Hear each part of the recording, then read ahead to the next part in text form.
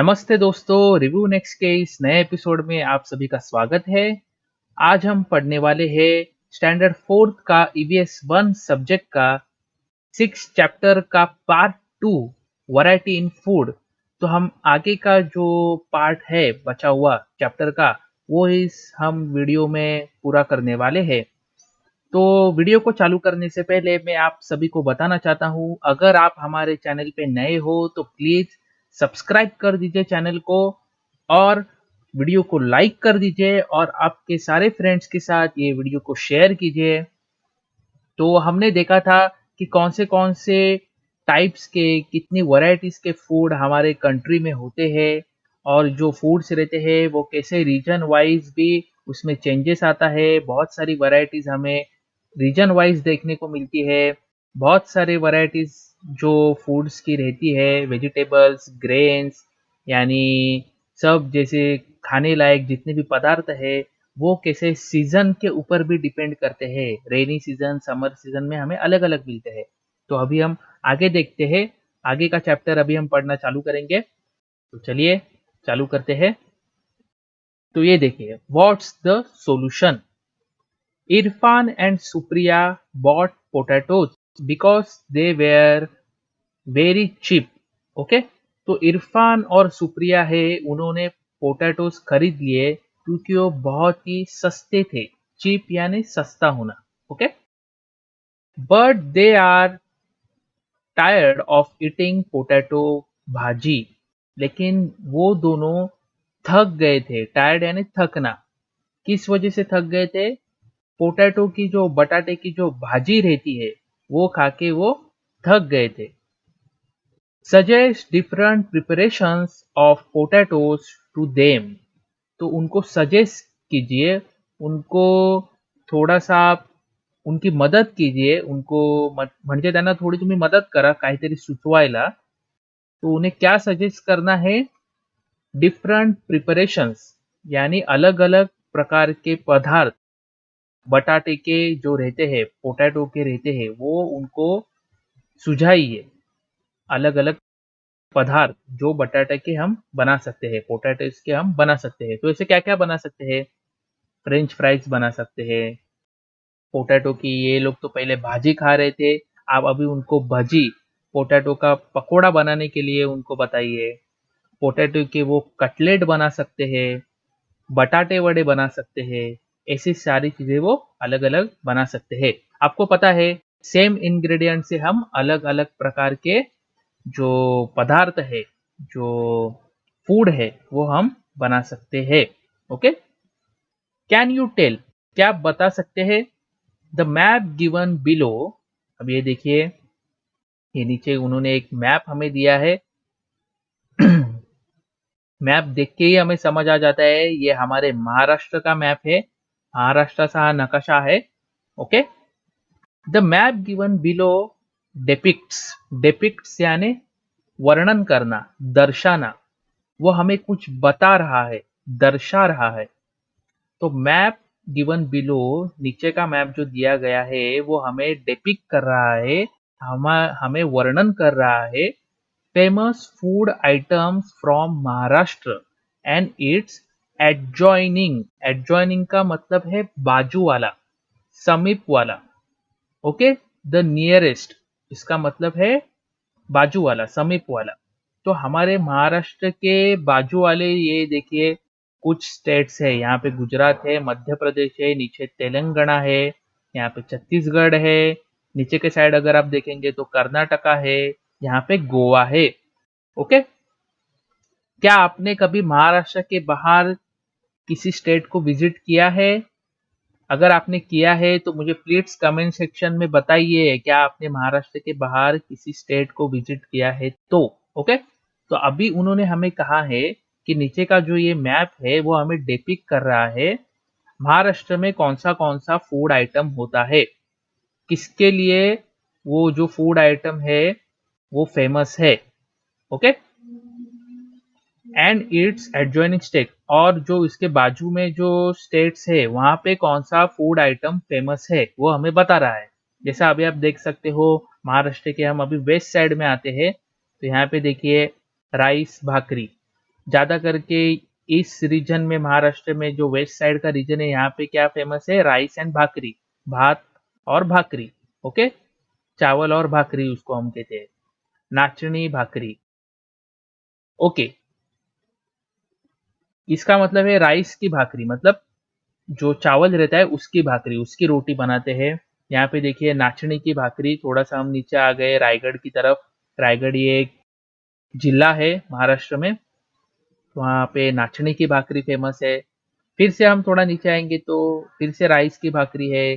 यहाँ पे देखिए मांडे, बाजरा की भाकरी फेमस है, धपाटे यहाँ पे फेमस है। ये पूरे महाराष्ट्र में ऐसी सब चीजें फेमस है। ओके, यहाँ पे देखिए अगर हम महाराष्ट्र के और नीचे गए तो फिश राइस फेमस है, मतलब फिश और राइस, फिश के ऐसा वो लोग ऐसा रसा बनाते हैं।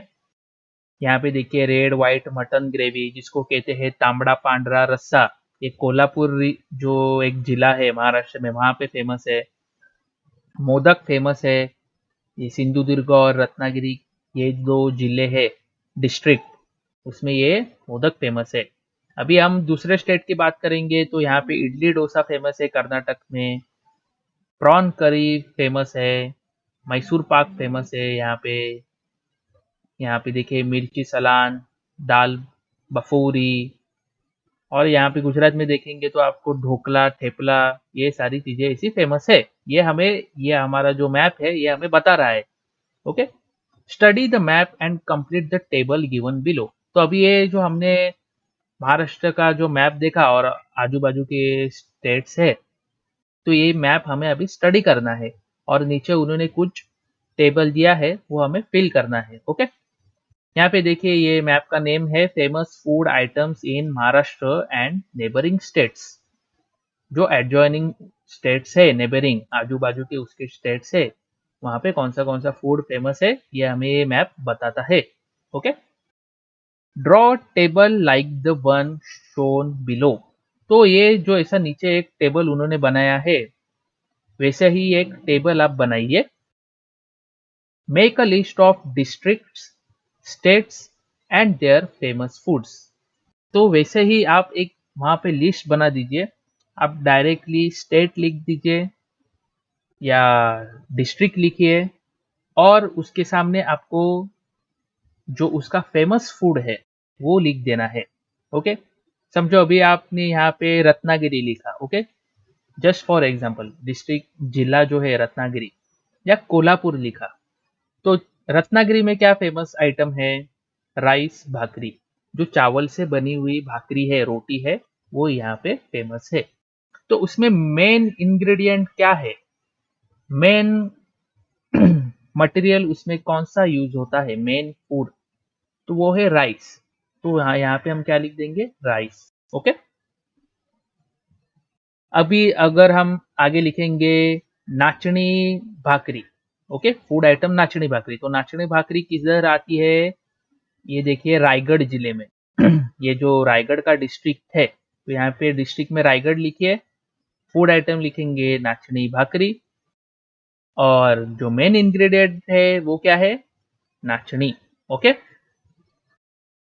तो वैसे ही आपको ये टेबल आपको बनाना है। अभी अगर आप यहाँ पे पूरा स्टेट लिखेंगे, महाराष्ट्र लिखेंगे, तो महाराष्ट्र में अब ये सब सब क्रॉप है, सब मटेरियल के यहाँ पे पदार्थ बनते हैं, सब टाइप के फूड बनते हैं, लेकिन सबसे ज्यादा कौन सा बनने वाला है? तो सबसे ज्यादा ज्वार और बाजरा भी है, राइस भी है, तो वो तीनों चीजें लिख दीजिए। ओके, उसमें मेन इंग्रेडिएंट तीनों का लिख दीजिए। Okay, make a list of district, states and their famous food items. Okay, ये तो हो गया। Find out which grain, fruit, vegetable these items are made from and write that in the third column। और third column में आपको वही लिखना है कि उसमें जो मेन इंग्रेडिएंट कौन सा है।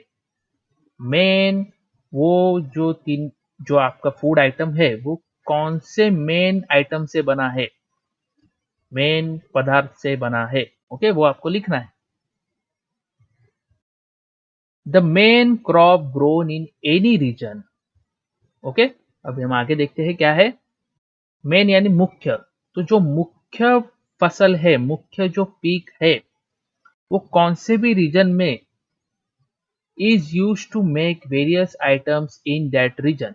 तो कौन से भी रीजन में जो मुख्य मेन क्रॉप जो रहता है, मेन फसल जो रहती है, ओके, तो उससे ही वेरियस आइटम्स बनाए जाते हैं वो रीजन में। अगर समझो आपके रीजन रीजन में, आपका जो रीजन है वहां पे समझो राइस ज्यादा हो रहा है, तो आपके रीजन में राइस से ही बनने वाले बहुत सारे पदार्थ आपको मिलेंगे। ओके, राइस की भाकरी हो गई, डायरेक्ट उसका चावल जो हम खाते हैं डायरेक्टली वो राइस हो गया। हम मोदक बना सकते हैं, डोसा बना सकते हैं, इडली बना सकते हैं, इससे सारी चीजें राइस से ही बनेंगे क्योंकि आपके रीजन में राइस ज्यादा ज्यादा होता है। अभी समझो आपके रीजन में समझो ज्वारी ज्यादा हो रही है, तो सब जो आपके आइटम है वो ज्वारी के ही ज्यादा बनेंगे। तो जो मेन क्रॉप यानी जो मेन आपके रीजन में जो मेन क्रॉप ग्रो होता है, जो ज्यादा उसकी फसल होती है, लोग ज्यादा उसकी खेती करते हैं, तो उसका ही आपके रीजन में ज्यादा प्रभाव रहता है। उसी का बना हुआ सब पदार्थ लोग खाते हैं। ओके, फॉर एग्जाम्पल, जवार is grown on a large scale in the Plateau region of Maharashtra. तो पलेट्यू यानी पठार। ओके, पठार जो सपाट रहता है, फ्लैट रहता है। तो ऐसा जो महाराष्ट्र का जो पलेट्यू रीजन है, पठारी प्रदेश जो है, रीजन यानी प्रदेश, महाराष्ट्र का जो पठारी फ्लैट रीजन जो है, यानी मध्य महाराष्ट्र भी हम उसको कहते हैं, जो बीच का महाराष्ट्र जो है, पठारी भाग, तो वहां पे जवार is grown on a large scale. तो लार्ज स्केल पे जवार वहां पे ग्रो होता है। लोग जवार ज्यादा उसकी खेती करते हैं, ज्यादा उगाते हैं, ज्यादा स्तर पे, ज्यादा स्केल पे।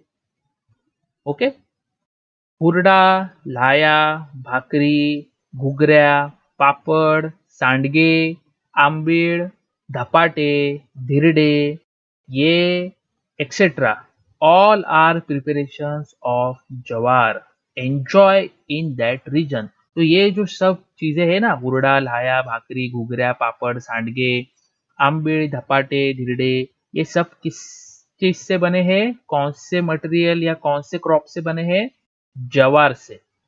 तो ये सब जो प्रिपरेशन है वो जवार से बने हैं, और वो वहां पे एंजॉय किए जाते हैं, मतलब उसका बहुत ही आनंद उठाया जाता है, मजे से लोग खाते हैं, सबको पसंद रहते हैं वो। आपने शायद इसमें से बहुत सारी चीजें खाए भी रहेगी। ओके, तो enjoy in that region. In Konkan और the coastal region, rice, coconut and coconut oil are widely use. तो जो महाराष्ट्र का कोकण जो भाग है, यानी पश्चिम महाराष्ट्र, वेस्ट वेस्ट साइड का जो महाराष्ट्र है, जो अरबी अपना समुंदर है, अरबी सी, ओके, तो उसको लग के जितना भी महाराष्ट्र का जो पोर्शन है, जितना भी रीजन है, वहां पे उसको क्या कहते हैं, कोस्टल रीजन। ओके, किनारे का जो भाग है वहां पे ज्यादा करके राइस यानी चावल, कोकोनट यानी अपना नारियल, और नारियल से क्या बनता है, तेल। तो ये जो है ऑयल, कोकोनट ऑयल, ये जो है वहां पे ज्यादा उसका यूज होता है। ओके, इन सेंट्रल महाराष्ट्र, तो मध्य महाराष्ट्र में ज्वार, बाजरा, ग्राउंड नट्स, सोयाबीन, सिसेम, ये जो है वो सब बनते हैं। सिसेम यानी तिल, जिसको तिल कहते हैं। हम वो मकर संक्रांत के टाइम जो सिसेम के जो लड्डू रहते हैं वो खाते हैं, और कहते भी है तिळगुळ घ्या आणि गोड गोड बोला। ओके, एंड मस्टर्ड, मस्टर्ड यानी राई, सरसों, आर मोर कॉमनली यूज। तो मध्य महाराष्ट्र में ये जो jowar, bajra, groundnut, soybean and sesame and mustards are commonly use. तो मध्य महाराष्ट्र है, वहां पे ये सारी क्रॉप्स जो है ये कॉमनली ज्यादा करके लोग यूज करते हैं। Note that this variety in crops is due to the change in climate and soil. तो ये जो सब वैरायटी है मतलब कोकण में ये सारी चीजें नहीं होती, या मध्य महाराष्ट्र है जो सेंट्रल महाराष्ट्र है वहां पे राइस कोकोनट ज्यादा नहीं होता। तो ये ऐसा क्यों है, ये ऐसा क्यों है, सब चीजें सब जगह पे क्यों नहीं बनती? क्योंकि आप ये नोट कीजिए that this variety in crops is due to the change in climate and soil. तो हर जगह पे जो क्लाइमेट है, कहाँ पे ज्यादा बारिश होती है, कहाँ पे बारिश कम होती है, कहाँ पे ज्यादा धूप रहती है, कहाँ पे जो सनलाइट है वो कम रहती है, कहाँ पे ज्यादा रेनफॉल होता है, वो मैंने आपको बताया। तो वैसे ही इसकी वजह से ये जो वैरायटी है वो आपको देखने को मिलती है। अभी हो गई क्लाइमेट की बात, वैसे ही हर जगह की जो सॉइल है, जो मिट्टी है, उपजाऊ जो जमीन है जिसमें फसल उगती है, तो वो भी हर जगह पे अलग अलग क्वालिटी की रहती है, अलग अलग प्रकार की रहती है, उसमें भी बहुत सारी वैरायटीज है। तो किसी को दूसरे प्रकार की सॉइल चाहिए, तो किसी क्रॉप को और दूसरे प्रकार की चाहिए, तो उनमें भी वो डिफरेंस है। तो इसी डिफरेंस के कारण आपको क्रॉप्स में रीजन वाइज अलग अलग वैरायटी मिलती है। तो क्या रीजन है, अलग अलग रीजन का अलग अलग क्लाइमेट और अलग अलग उसका सॉइल का डिफरेंस, इसके वजह से आपको इतनी वैरायटीज मिलती है। The crops grown in a region determine, determine यानी तय करना, निर्धारित करना, मतलब वो बताना, एक्चुअली निर्धार करना। तो crops grown in a region determine the diet of the people in that region. Diet यानी आहार, लोग जो खाते हैं उसको आहार कहते हैं, उनका मील।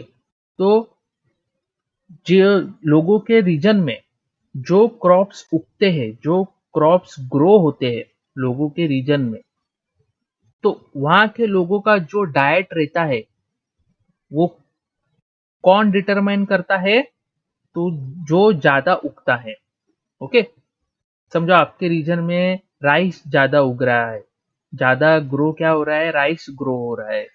तो लोगों के डाइट में ज्यादा करके क्या रहेगा, सब राइस से बना हुआ ही रहेगा। तो उन्होंने वही कहा है, the crops grown in a region, जो क्रॉप्स जो रीजन में ग्रो होते हैं उसके ऊपर लोगों का जो आहार है, जो डाइट है वो निर्धारित रहता है, वो डिटरमाइन करता है उस रीजन के लोगों का। ओके, वे आगे देखेंगे।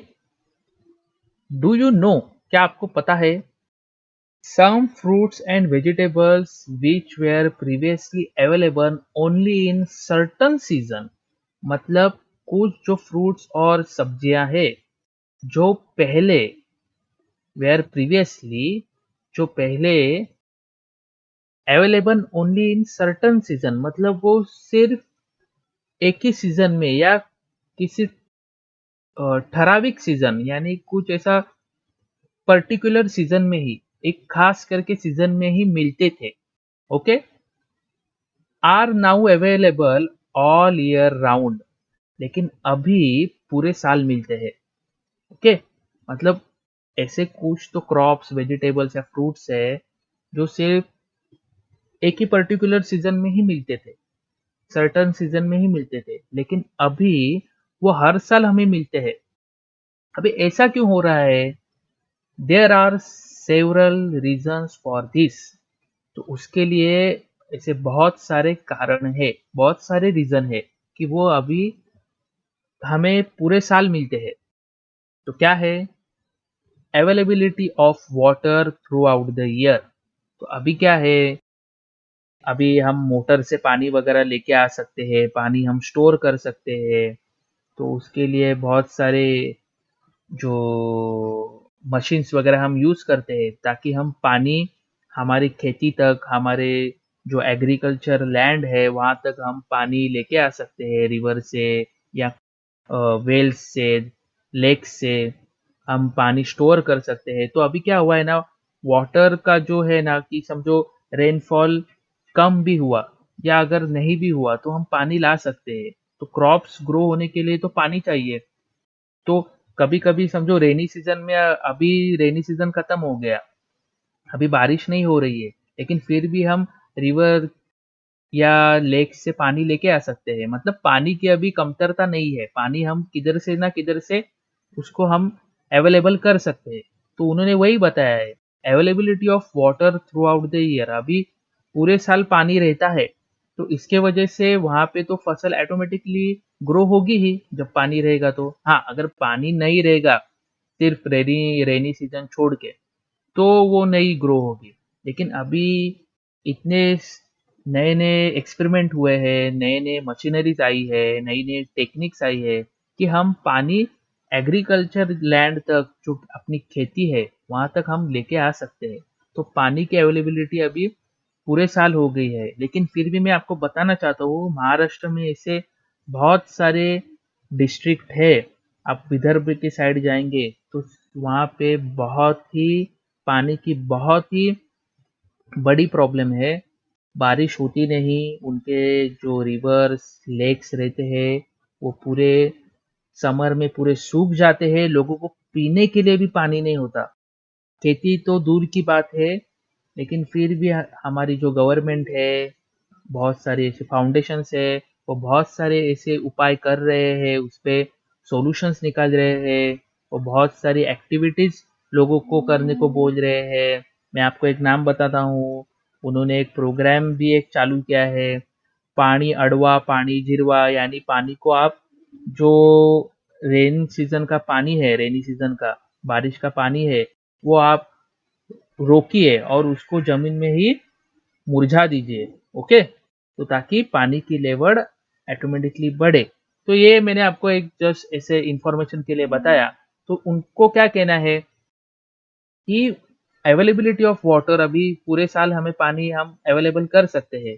तो वाकई में आपको जो क्रॉप है वो पूरे साल मिल सकेंगे, जो वेजिटेबल्स फ्रूट्स है वो पूरे साल मिलेंगे। Availability of improve seeds, improve यानी अच्छा। तो जो बीज रहता है, जो बी रहती है, ओके, तो वो अभी इम्प्रूव हो गई है।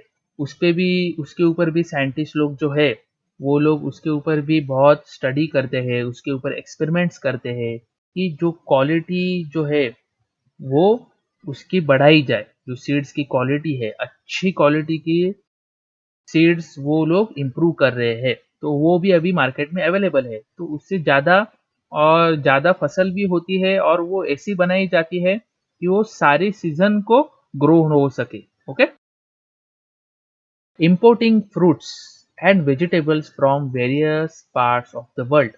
तो कुछ ऐसे फ्रूट्स वेजिटेबल्स भी है जो इंपोर्ट किए जाते हैं। इंपोर्टिंग यानी आयात करना, आयात करना यानी दूसरे कंट्रीज जो है, वर्ल्ड में बहुत सारी कंट्रीज है, तो वहां से भी जो फ्रूट्स एंड वेजिटेबल्स है, जो अभी हमारे सीजन, जो इंडिया का जो करंट सीजन चल रहा है वहां पे वो अवेलेबल नहीं है, लेकिन किसी दूसरी कंट्री में अलग सीजन रहेगा, वहां पे वो फ्रूट्स वेजिटेबल्स अवेलेबल है। तो वो हमारी कंट्री क्या करती है, दूसरी कंट्री से जो अवेलेबल फ्रूट्स वेजिटेबल्स है वो हमारे यहाँ पे इंपोर्ट करते हैं, यहाँ पे लेके आते हैं। तो इसके वजह से भी आपको पूरे साल अभी सब वेजिटेबल फ्रूट्स मिलते हैं। Faster transport facilities. तो अभी क्या हुआ है ना, जो ट्रांसपोर्ट की फैसिलिटी है, जो सुविधा है, ट्रांसपोर्ट यानी परिवहन, यहाँ से माल लेके जाओ दूसरी जगह पे, दूसरी जगह के माल यहाँ लेके आओ। तो ये जो फैसिलिटी है, ये अभी बहुत फास्टर हो गई है, बहुत ही जल्द हो गई है। सब चीजें अभी हम ट्रांसपोर्ट कर सकते हैं। ट्रेन, ट्रक या बड़े बड़े जहाज रहते हैं, बड़े बड़े वेसल रहते हैं, तो उससे हम सब जो वेजिटेबल फूड्स और बहुत सारी ऐसी चीजें हम ट्रांसपोर्ट कर सकते हैं। और वो अभी बहुत फास्ट हुआ है। ओके, तो इसके वजह से आपको जो वेजिटेबल फूड्स आपको सीजनल मिलते थे, सर्टन सीजन में ही मिलते थे, पर्टिकुलर या एक ठराविक ऐसा जो मौसम रहता था तभी मिलते थे, लेकिन अब वो पूरे साल मिलते हैं। तो इसके ये 4 रीजंस है। ओके, वे आगे देखेंगे।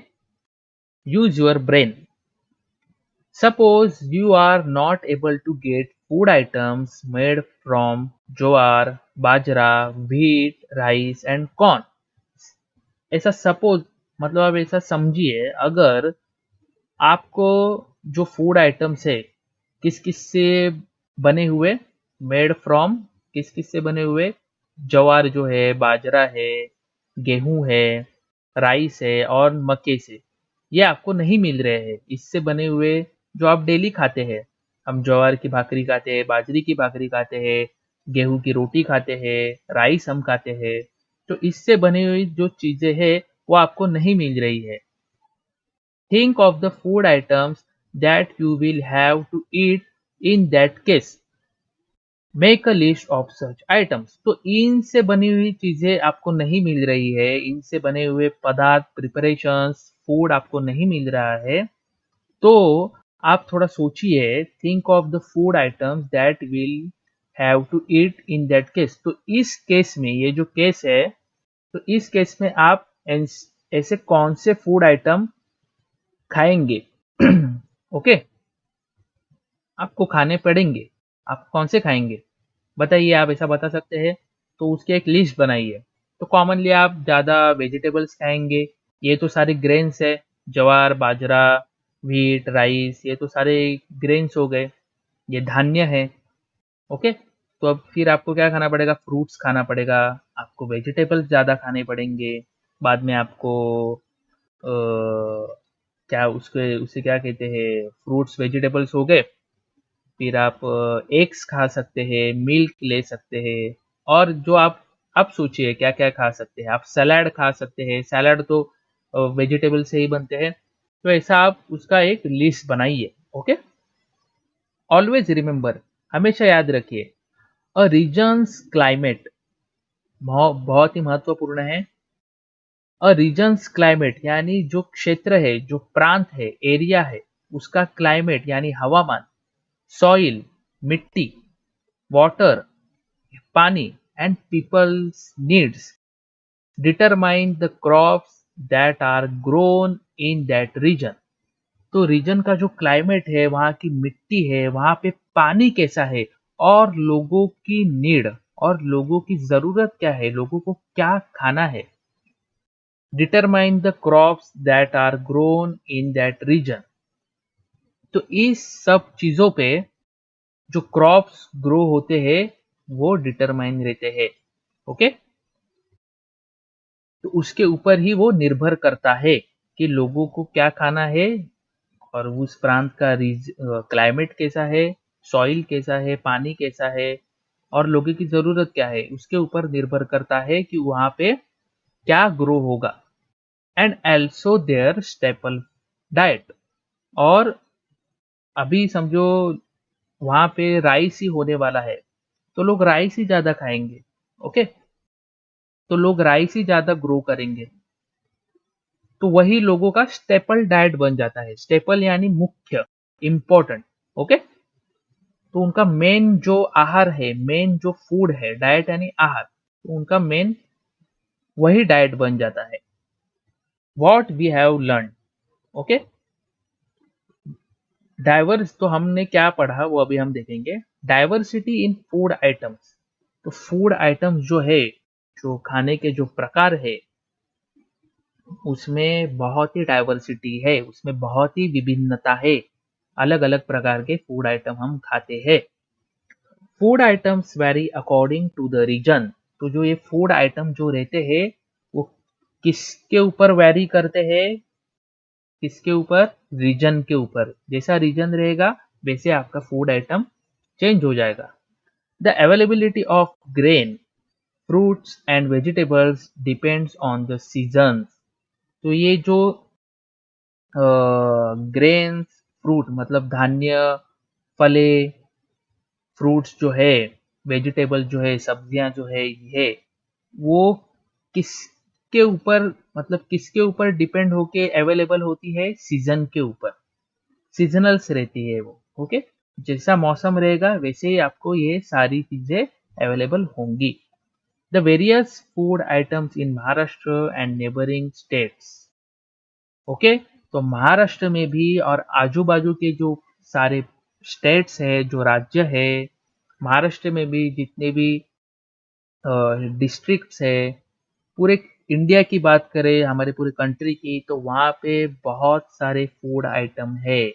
Okay, various different different types के फूड आइटम हमारे महाराष्ट्र और नेबरिंग स्टेट्स में है। तो यहाँ पे हमारा ये 6 लेसन है वैरायटी ऑफ फूड, ये खत्म हो चुका है। आपको अगर हमारे वीडियो पसंद आया है, आपको सब अच्छी तरह से समझा है, तो प्लीज वीडियो को लाइक कीजिए, आपके फ्रेंड्स, आपके दोस्तों के साथ, सभी के साथ ये वीडियो शेयर कीजिए, उनको भी बोलिए हमारे चैनल को सब्सक्राइब करने को। और अगर आपको कुछ हमें सजेशन देना है, आपको हमारी वीडियो कैसी लगी, आपको कुछ हमारे बारे में बताना है, तो प्लीज़ कमेंट सेक्शन में लिखिए। अगर आपको ऐसे ही और मज़ेदार वीडियो चाहिए तो वो भी हमें लिखिए, और कौन से सब्जेक्ट या लेसन पे आपको वीडियो बना के चाहिए तो वो हमें बताइए, हम आपके लिए ज़रूर कोशिश करेंगे। और ऐसे ही मज़ेदार और अच्छे वीडियोस देखने के लिए आप प्लीज़ देखते रहिए रिव्यू नेक्स्ट। तो चलिए मिलते हैं अगले वीडियो में। Bye bye.